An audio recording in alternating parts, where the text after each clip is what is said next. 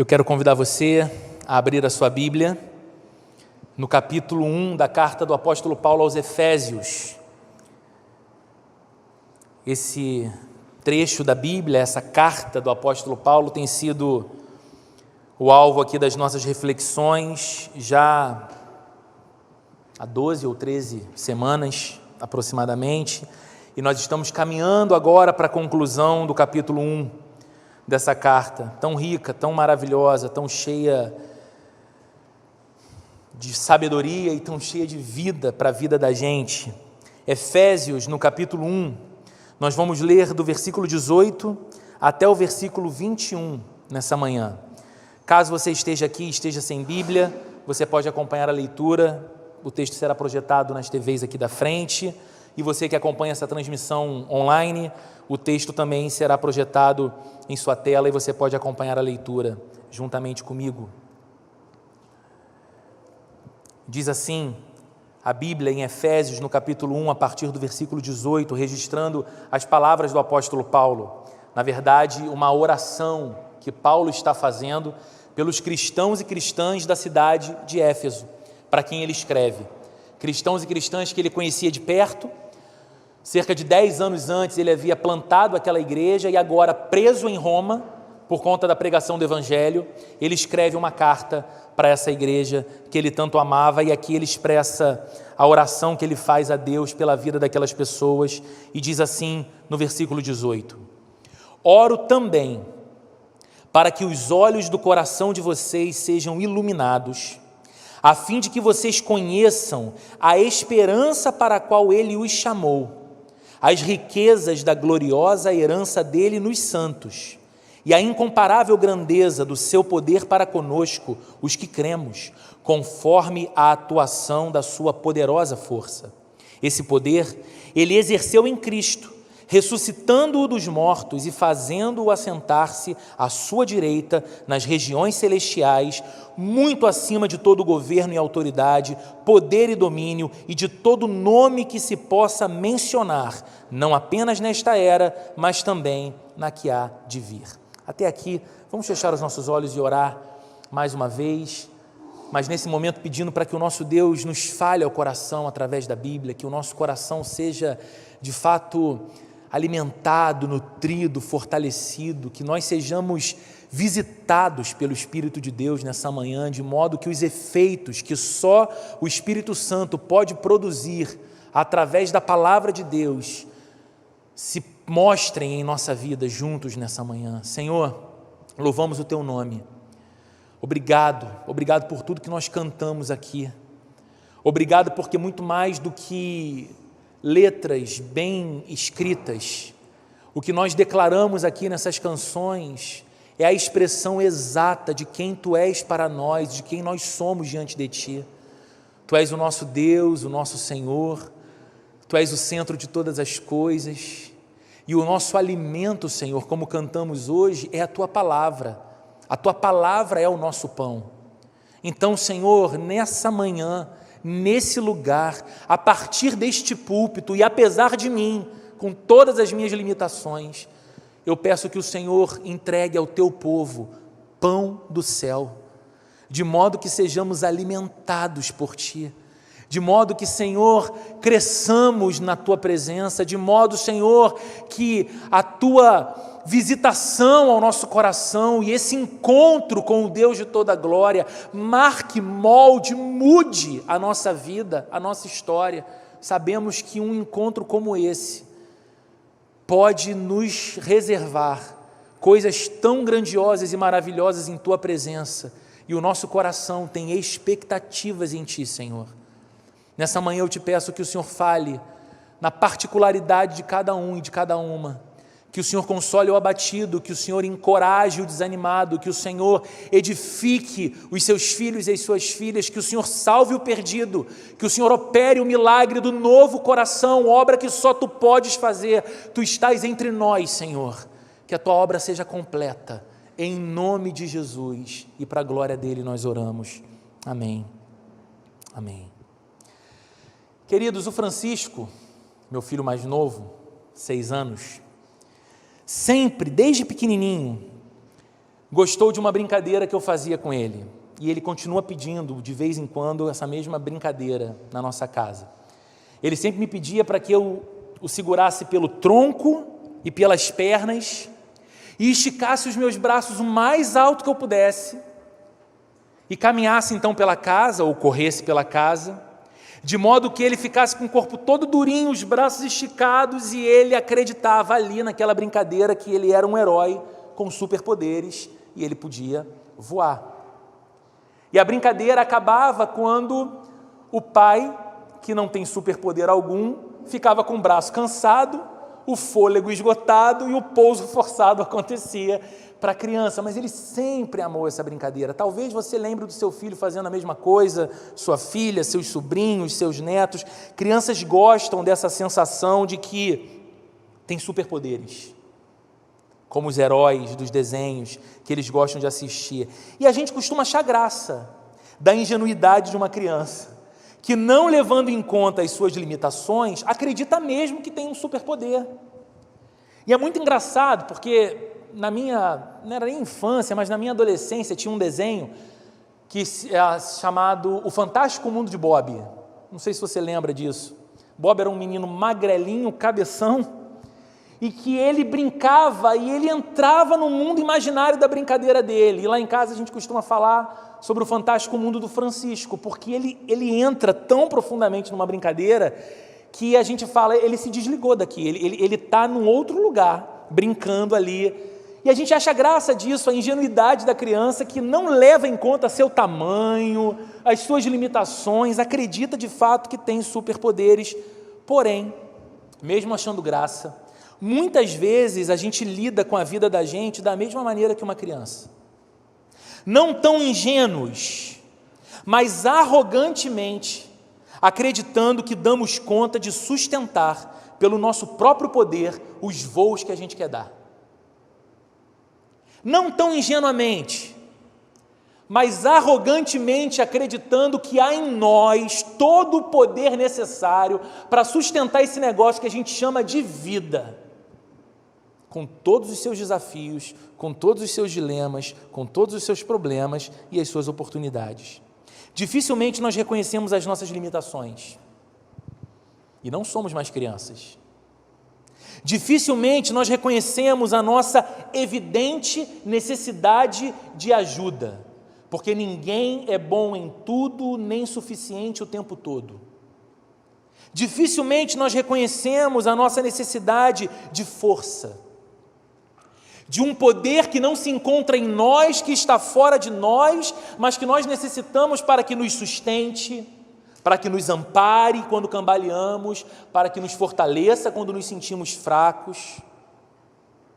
O texto que nós lemos nessa manhã, esse trecho da oração que Paulo está fazendo pelos cristãos da cidade de Éfeso, e em especial os versículos 19, 20 e 21, são versículos que falam do poder de Deus. Mas esses versículos não apenas falam do poder como um atributo de Deus. Paulo não está escrevendo aqui sobre o poder de Deus como algo que nos fala do seu ser. Deus é um ser poderoso, Ele é o Todo-Poderoso. Esse texto aqui não se limita a falar do poder de Deus apenas como algo que exalta a majestade de Deus e o contrapõe a nós. Olha como Deus é o Todo-Poderoso e nós de fato não somos. Não. Paulo escreve essas palavras aqui também falando que este grande poder de Deus, que esse incomparável poder de Deus está sobre nós, se nós estamos em Cristo.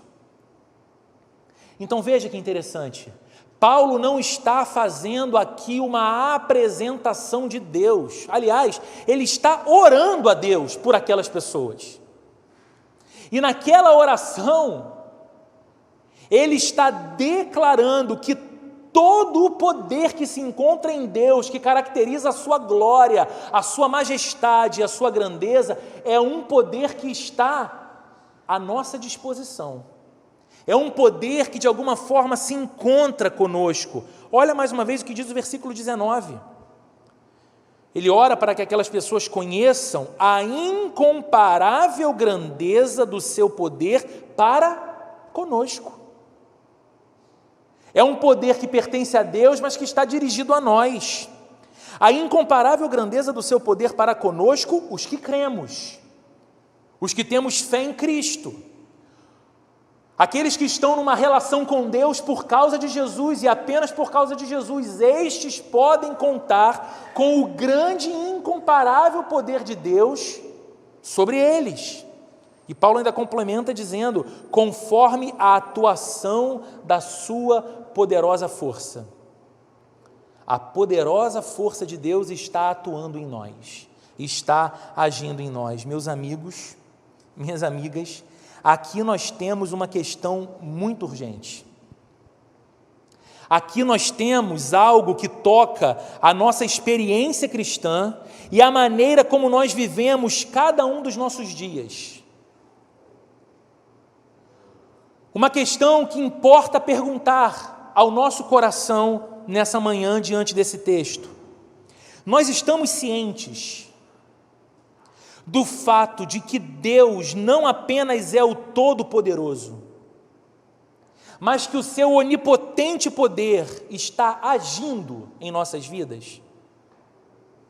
Nós estamos conscientes disso. Nós estamos convencidos disso. E sabe por que isso é importante, queridos? Porque a resposta a essa pergunta estabelece a diferença, inclusive, entre o cristianismo e, por exemplo, o deísmo. O deísmo é uma compreensão filosófica com base religiosa que acredita, por exemplo, que o universo é a consequência de um ser criador, que pode ser ou não chamado de Deus, mas que se há um Deus que criou todas as coisas, esse Deus não pode ser conhecido. Se esse Deus existe e criou todas as coisas, Ele criou todas as coisas e entregou aquilo que criou ao seu próprio curso, de modo que Ele não interfere, de modo que Ele não interage, de modo que Ele não intervém. Um grande pensador do passado, Voltaire, foi um grande defensor do deísmo. E algumas pessoas, às vezes, se autodenominam cristãs, mas são mais deístas do que cristãs, porque elas desenvolvem conceitos sobre Deus. Elas falam, sim, há um Deus forte, todo-poderoso, ao ponto de criar todas as coisas, mas elas não conseguem perceber que esse Deus interage com suas vidas, que esse Deus se importa com suas vidas, que esse Deus é vivo e ativo em suas histórias. E isso é o que o cristianismo proclama. Que a prova cabal de que Deus se importa e intervém é ter enviado seu Filho para a nossa salvação.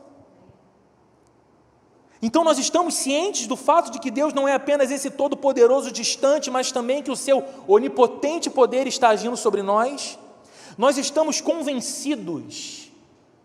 Por favor, seja honesto em seu coração nessa pergunta. Nós estamos convencidos de que é o poder de Deus que torna a nossa vida cristã, com todos os desdobramentos dela, algo possível? De que você não é cristão apenas porque você assentiu intelectualmente com os conceitos do cristianismo, que você não é cristão simplesmente porque você encontrou um grupo interessante de pessoas que se reúnem numa localidade do Recreio dos Bandeirantes e disse, eu quero fazer parte daquele grupo, daquele clube ou daquele clã, mas de que você é um cristão e que se mantém na fé cristã por causa da viva atuação do poder de Deus em sua história e em seu coração. Por que essas perguntas são importantes? Essas perguntas são importantes porque me parece que um dos nossos grandes problemas, enormes problemas, é a nossa incapacidade de perceber a grandeza da salvação que Deus, mediante o seu poder, operou em nós, salvação que hoje nós desfrutamos. Me parece que nós naturalizamos aquilo que é encantadoramente sobrenatural, belo e santo. A gente aprendeu a internalizar um conceito, ai que legal, eu fui salvo, Deus me ama. vou comer uma jujuba. E esse negócio, de alguma forma, perdeu a grandeza no nosso coração. Teve o seu senso de glória esvaziado em nosso coração. E a não percepção dessa grande e poderosa obra de salvação de Deus em nós tem, minha percepção mais uma vez, inclusive, roubado de muitos uma das marcas mais distintivas de um cristão: a alegria. A Bíblia fala daqueles que são alegres porque se alegram no Deus de sua salvação. A Bíblia fala dos cristãos e das cristãs como homens e mulheres exultantes, é esse o adjetivo.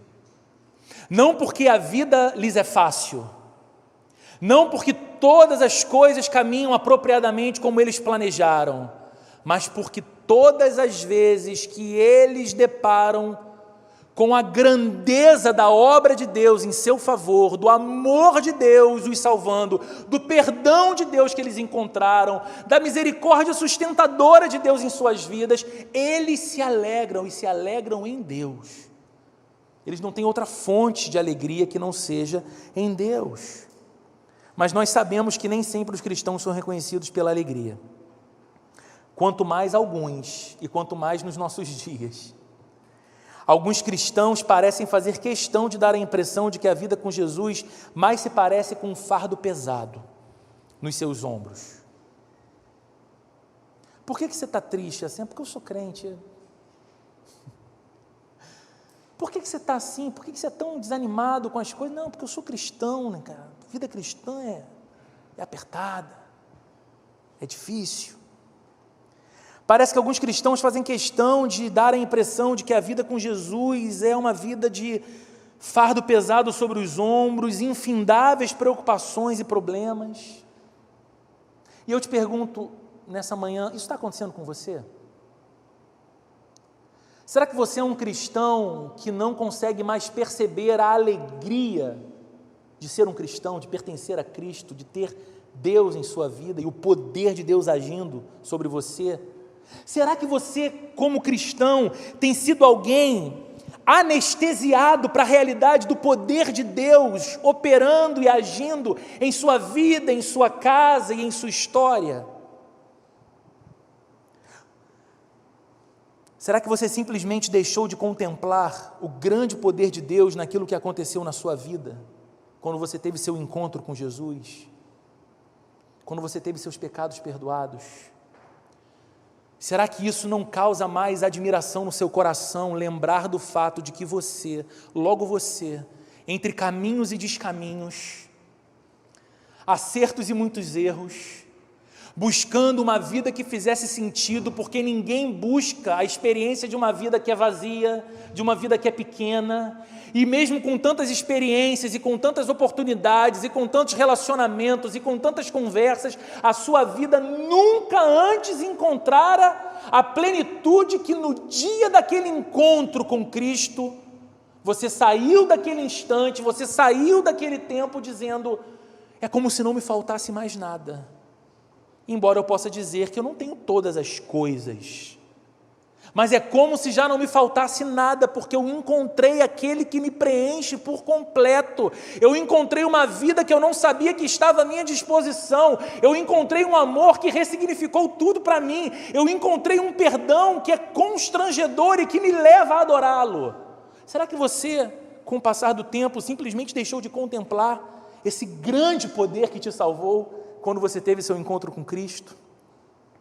Será que você deixou de notar o grande poder de Deus que está operando agora, hoje, na sua santificação, gerando em você a mente de Jesus, gerando em você progressivamente o caráter de Jesus? Será que você deixou de se encantar com isso? Será que você deixou de perceber que aquilo que você consegue avançar e progredir, e aqueles pecados que você consegue vencer, e a oração que você consegue fazer, e o desejo que o seu coração começa a demonstrar, parecido com o desejo que você vê no coração de Jesus, só está acontecendo porque há um poder atuando em você através do Espírito Santo e conformando a sua vida à vida de Jesus? Por que você não perde o rumo de uma vez? Por que você não afunda de uma vez no pecado? Por que você não joga tudo para o alto e vai viver a vida e os seus riscos? Por que você ainda consegue ter lá no fundo do coração algum temor a Deus? E diz: Senhor, desvia o meu coração do mal, atrai-me para perto de Ti outra vez, perdoa os meus pecados. E você percebe Deus moldando você. Por que isso acontece? Senão pelo poder de Deus que age sobre a sua vida. Será que você tem deixado de notar esse grande poder? Será que você é alguém que já não reflete mais na grandeza da perfeição para onde você está indo? A eternidade ao lado de Deus, a qual Deus está preparando você para ela, você para essa vida eterna. Se a resposta para essas perguntas que eu te fiz nesse momento for sim, eu não tenho percebido mais, eu não tenho notado mais essa glória, eu não tenho mais refletido nisso. Se a resposta para essas perguntas for sim, de fato nós não apenas enfraquecemos a alegria, mas nós também perdemos o encanto com Deus. Progressivamente nós vamos perder aquele empolgante senso de glória. Nós ficamos tão familiarizados com as coisas de Deus que perdemos aquela reverência que dobra os joelhos e enche a alma. Queridos, que perigo! A gente naturaliza. Já se tornou algo familiar para nós. O culto, vai começar às 10h30, é para acabar meio-dia, Roberto fala demais, vai acabar 12h10, já estou acostumado, eu compenso na chegada, não tem problema. Depois do culto eu vou almoçar, depois do culto eu vou jantar, depois do culto eu vou... Não, a Bíblia, ok, a Bíblia é importante, sabe? A gente se coloca nesse sentimento de familiaridade com tudo que envolve Deus, como se tudo fosse muito normal, como se tudo fosse muito natural, como se tudo fosse muito esvaziado de qualquer expectativa, como se Deus não pudesse pegar o nosso coração numa manhã como essa, através de palavras como as que estão sendo faladas aqui, e simplesmente chacoalhar a nossa estrutura interior, ao ponto da gente ter que sair desse lugar cambaleando não fisicamente, porque cambalear fisicamente é mole, cambaleando emocionalmente, não sabendo se a loucura que faria no começo dessa semana será de novo feita, porque Deus parece que mudou tudo. A gente já não tem mais essa expectativa. Ficamos tão familiarizados com os fatos acerca da cruz de Jesus, de sua morte e ressurreição, que parece que perdemos todo o senso do poder sobrenatural envolvido nisso tudo. Deus, o Deus Filho, esvaziou-se de sua glória, se tornou um ser humano, permitiu-se ser um bebê frágil, nascer numa estrebaria, ser amamentado no seio de sua mãe, depender dos cuidados para aprender a engatinhar, se colocar de pé, caminhar, falar, comer, vestiu uma roupa, falou um idioma. Deus, em seu poder, permitiu-se a tudo isso para, no poder do seu amor, do seu perdão e da sua graça, nos salvar, nos redimir. Jesus viver a vida que eu e você fomos criados para viver e nunca conseguiríamos por causa do pecado, e nos oferecer então o perdão desses pecados pelos seus méritos. Mas a gente já se encontra tão familiarizados com tudo isso, tão acostumados com a imagem de uma cruz, com as músicas que cantamos, que a gente perde o senso de como tudo isso é poderoso. Queridos, lembre de uma coisa: a vida cristã, ela é um milagre. ela é um milagre. Por natureza, nenhum de nós creria no Evangelho. Por condição natural, nenhum de nós teríamos a condição de voltar o nosso coração para Deus e dizendo: ei Deus, olha, passei tanto tempo da minha vida desprezando o fato de que fui criado por Ti e de que a vida que eu tenho é Tua e o mundo onde eu vivo é Teu, e eu desprezei a Ti para viver conforme a minha lei, mas agora eu estou aqui e como diz a música lá famosa da MPB, um belo dia resolvi mudar. E agora eu quero viver de frente para você. A Bíblia diz que isso é impossível, porque o nosso coração é continuamente mau. E a Bíblia diz que porque todos pecaram, todos estão afastados da glória de Deus. Foi necessário que Deus viesse ao nosso encontro. Nada, queridos, exceto o poder de Deus pode fazer isso, pode tornar alguém cristão. E é também pelo poder de Deus que nós seguimos adiante na vida cristã. Apenas por esse poder, de outra forma, nós não resistiríamos um dia sequer como crentes. Um dia. Se não fosse a operação desse poder em nós.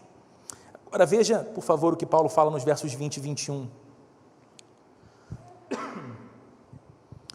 Esse poder, ele exerceu em Cristo, ressuscitando-o dos mortos e fazendo-o assentar-se à sua direita nas regiões celestiais, muito acima de todo governo e autoridade, poder e domínio, e de todo nome que se possa mencionar, não apenas nesta era, mas também na que há de vir. O que Paulo está dizendo aqui? Que a ressurreição de Jesus e a exaltação de Jesus, a posição mais elevada que existe, acima de qualquer reino, acima de qualquer autoridade humana ou espiritual, é a maior demonstração da grandeza do poder de Deus. Porque o Jesus que foi visto nascendo na humilde estrebaria de Belém, aquele Jesus que foi amado, mas também odiado, aquele Jesus que foi traído e foi levado para um julgamento clandestino, às escuras numa noite, depois apresentado às autoridades romanas como um criminoso, e depois tiveram a vida de um assassino criminoso que era Barrabás, pedida em liberdade para que então colocassem Cristo preso no lugar dele, aquele Cristo que diante de olhos humanos foi pendurado numa cruz e recebeu o deboche, a ofensa de tantos, aquele Cristo que muitos viram tendo seu corpo morto descido do madeiro e colocado dentro de uma sepultura que lhe foi concedida por alguém.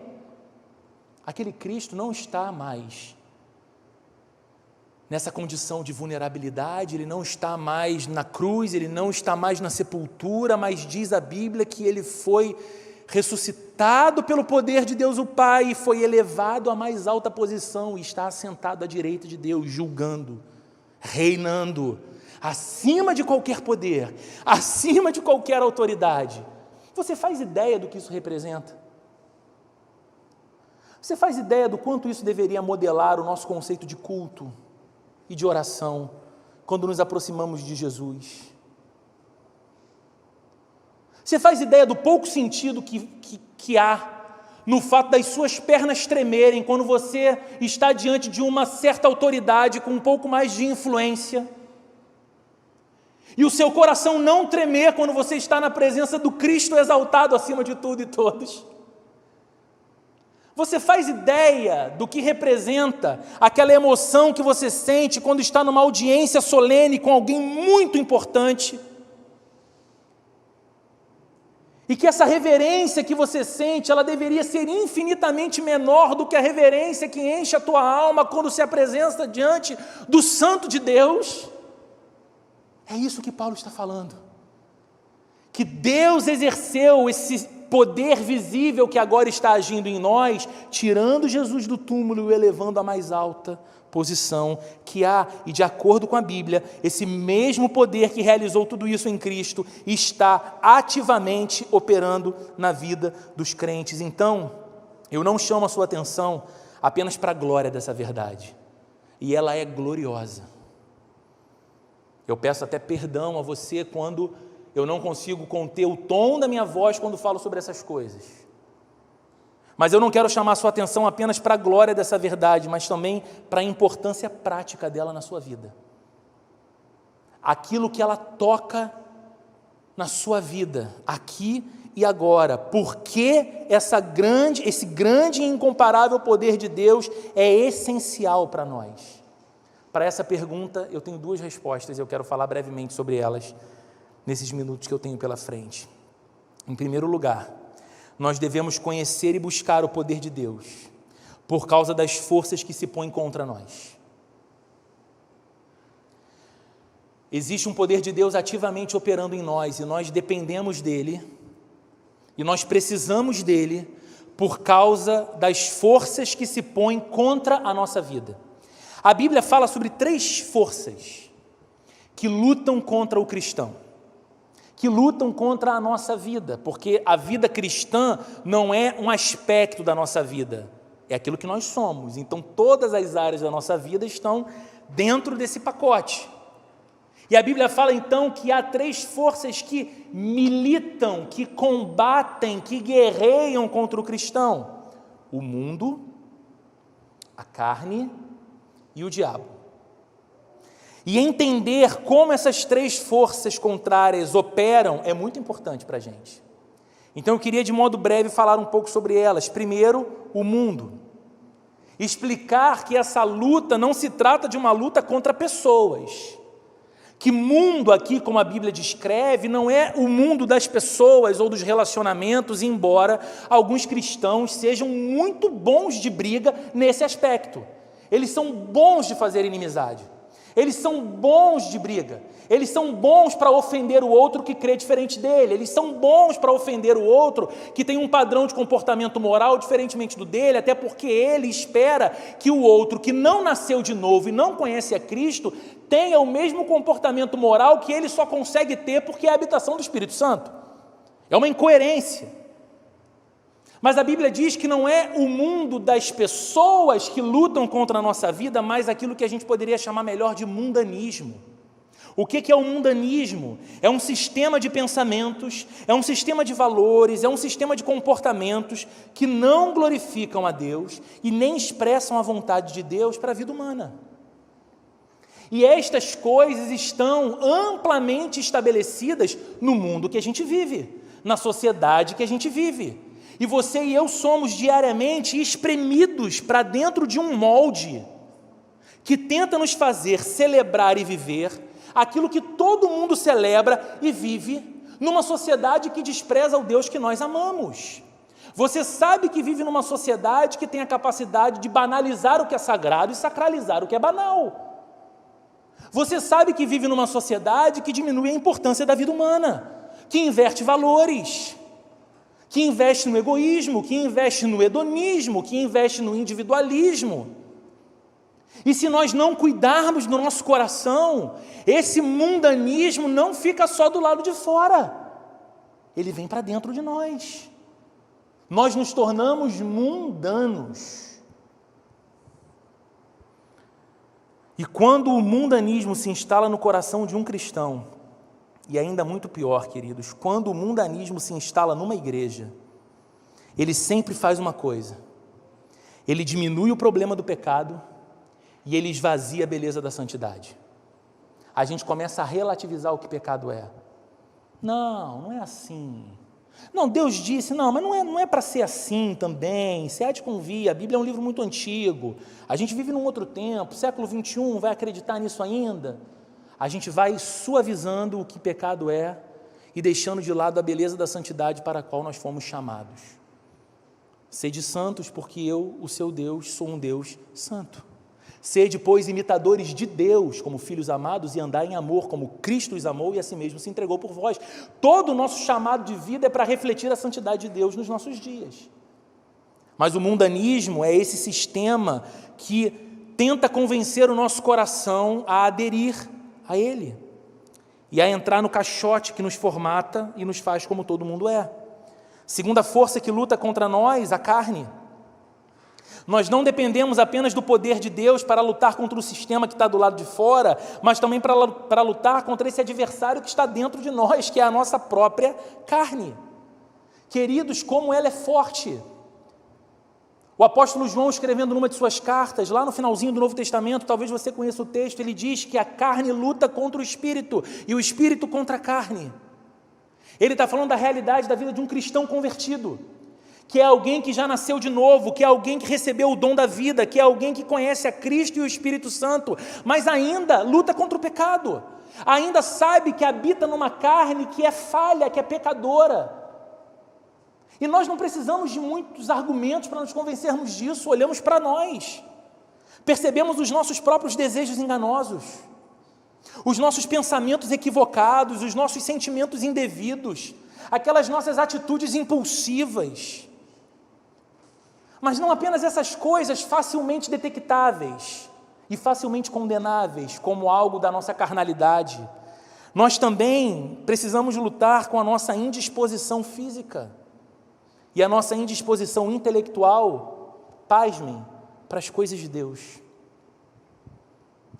Por que você e eu temos tão pronta disposição para levantar a hora que for, para uma viagem incrível, para uma trilha exuberante, para um jantar maravilhoso, para uma conversa com amigos queridos que pode durar uma madrugada inteira, e por que a nossa carne resiste tanto a levantar cedo para cultuar a Deus?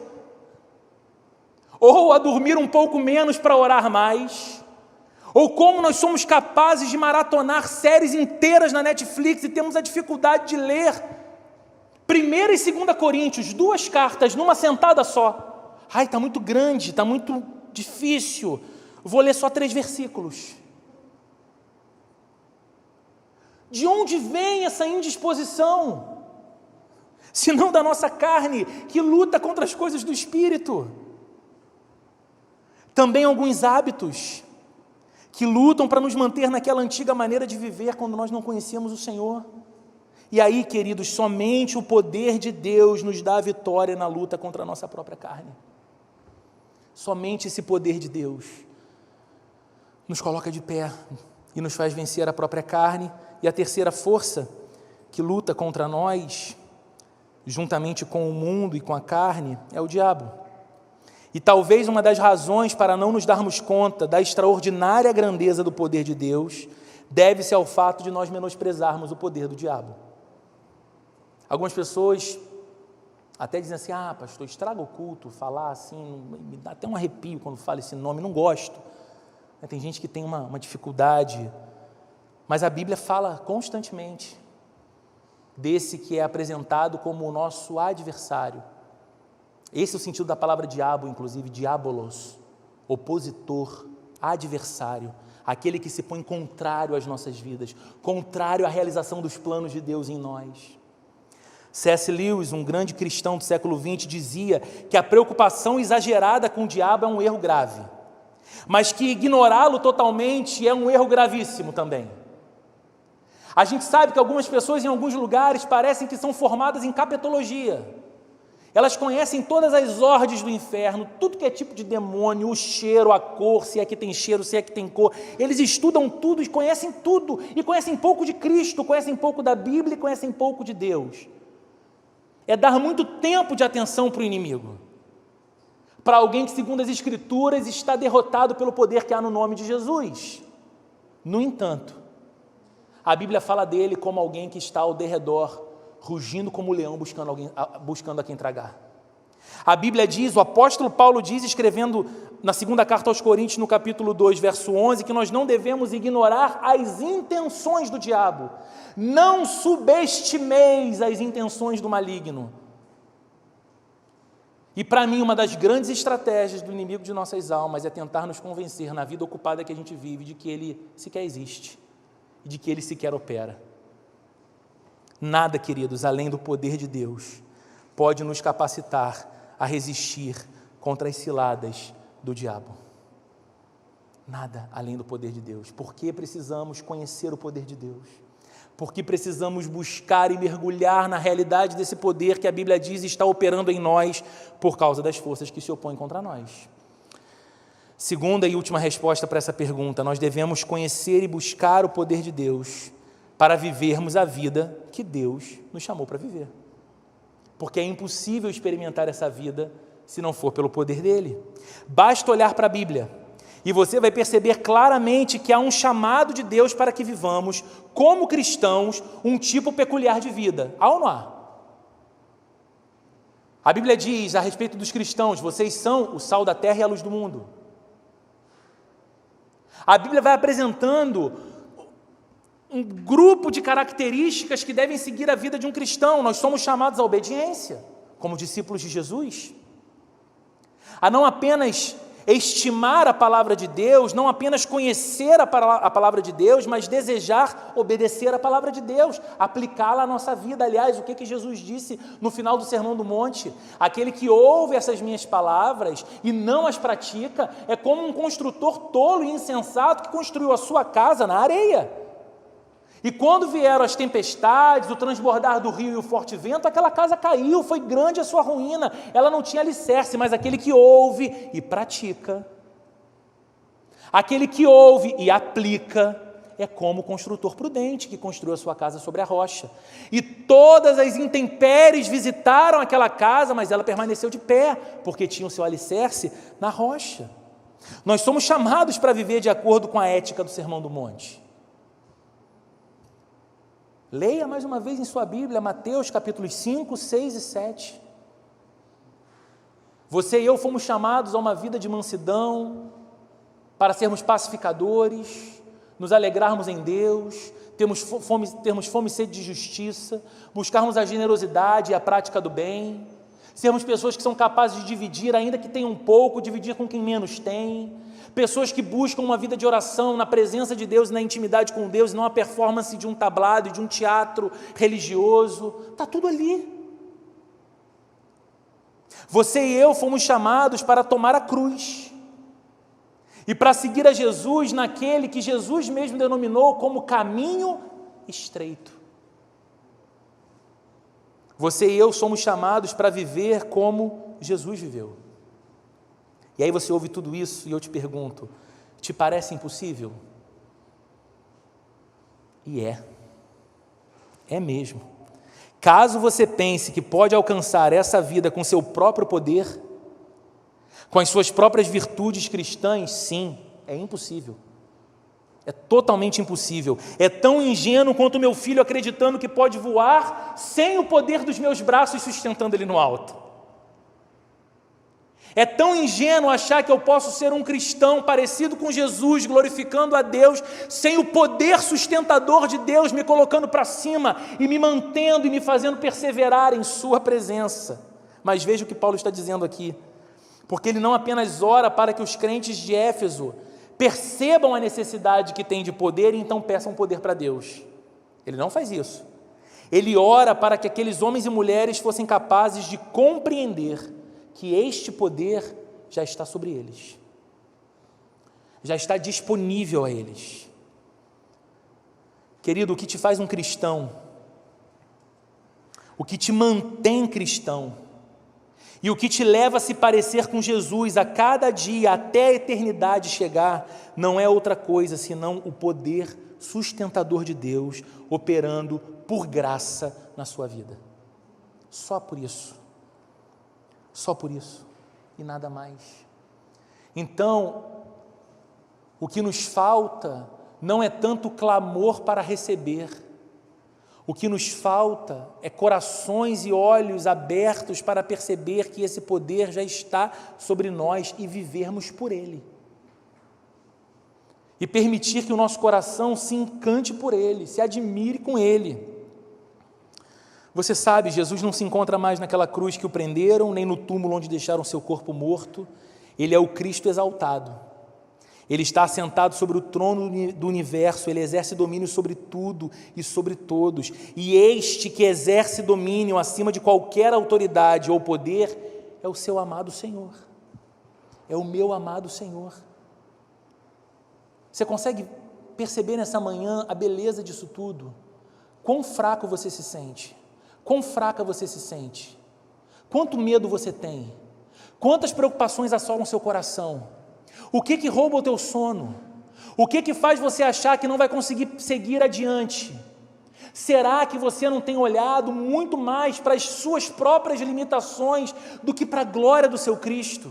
Será que você não tem olhado muito mais para quantos problemas são insolúveis pelo seu próprio poder, mas como cada um deles se encontra debaixo dos pés daquele que está sentado sobre o trono e é Rei e Senhor sobre tudo, e diz que o seu próprio poder está disponível a você e a mim?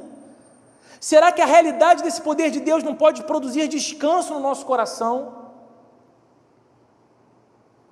O seu forte poder atua em nosso favor, não apenas nos guardando nos dias difíceis que nós atravessamos, mas nos fazendo perseverar em sua presença, nos fazendo crescer em sua presença.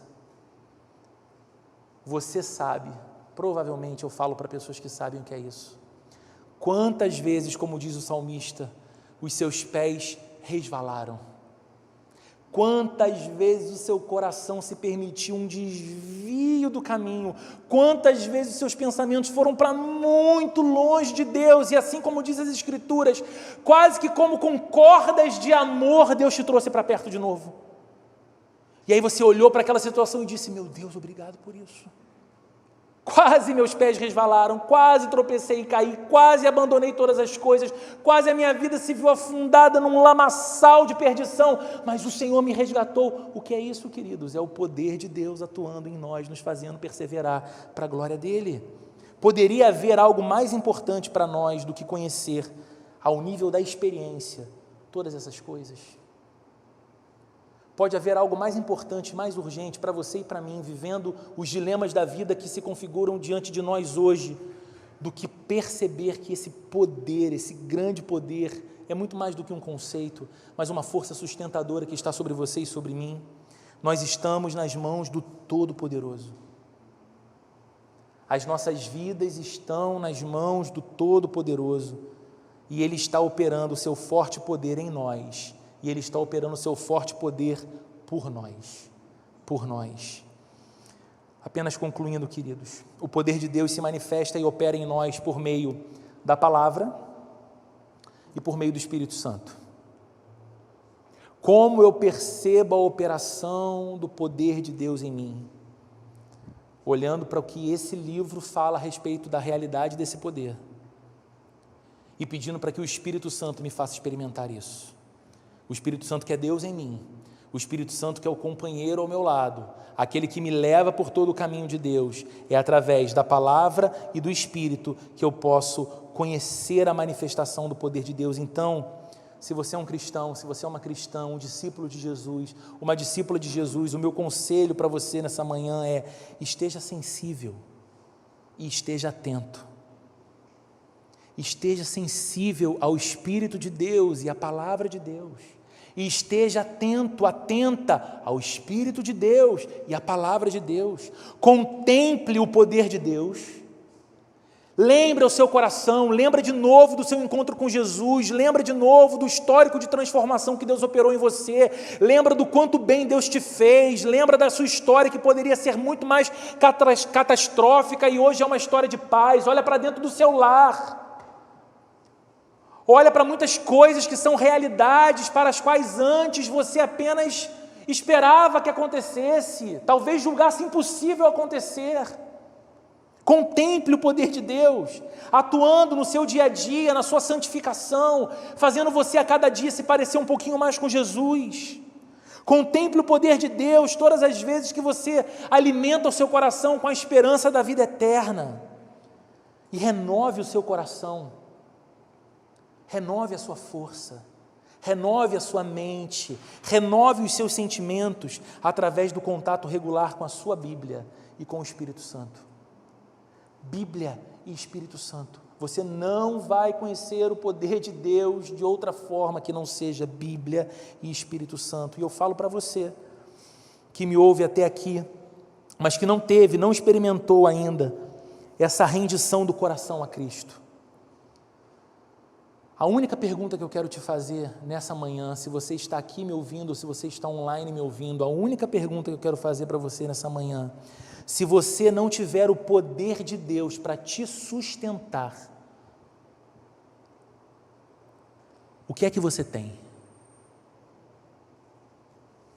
Qual o voo que você vai dar?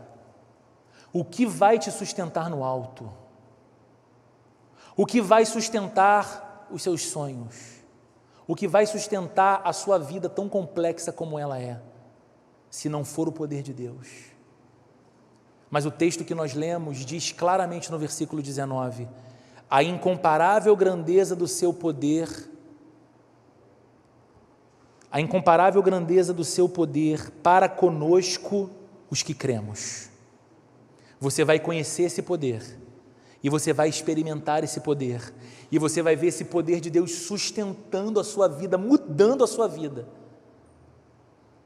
se você crer em Cristo, e se você render o seu coração a Cristo, e se você entregar a sua vida para Jesus, e se você se batizar e se tornar parte da família de Deus no mundo que é a igreja, aí você vai poder dizer acerca da sua vida, eu sou alguém que se encontra em Cristo, eu entreguei a minha vida a Cristo, eu confessei os meus pecados e confiei no perdão que Cristo me ofereceu, segundo proclama o Evangelho, e agora eu sei que está à minha disposição esse poder que sustenta o meu coração fraco, a minha alma vacilante, os meus sentimentos oscilantes, mas a minha vida já não é mais minha, ela é de Deus, e o seu eterno poder cuida de mim. Você pode fazer essa oração hoje, e a sua vida pode mudar a partir de hoje, para todo sempre. Então não deixe de render a sua vida a Cristo, se é de poder que você precisa, se é de amparo que você precisa, se é dessa graça que você precisa para não ser um louco, uma louca,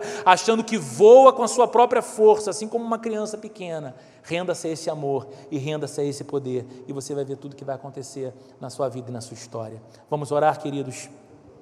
Vamos fechar os nossos olhos, curvar a nossa cabeça. Senhor, nós te adoramos, porque o Senhor é o grande, exaltado e todo-poderoso Deus. Nós te louvamos, Jesus, e nós te pedimos também perdão pela quantidade de vezes em que nós tomamos o teu nome nos lábios sem a reverência apropriada do coração. Nós te louvamos, Jesus, porque o Senhor é o nosso amigo, mas nós te pedimos muita misericórdia quando nós confundimos o fato de que o Senhor é o nosso amigo, achando que o Senhor é o nosso cúmplice, o nosso colega, o nosso amigo de copo. Tem misericórdia de nós, Senhor, quando dessacralizamos aquilo que é sagrado e quando não mais reverenciamos o santo, o Senhor em nós.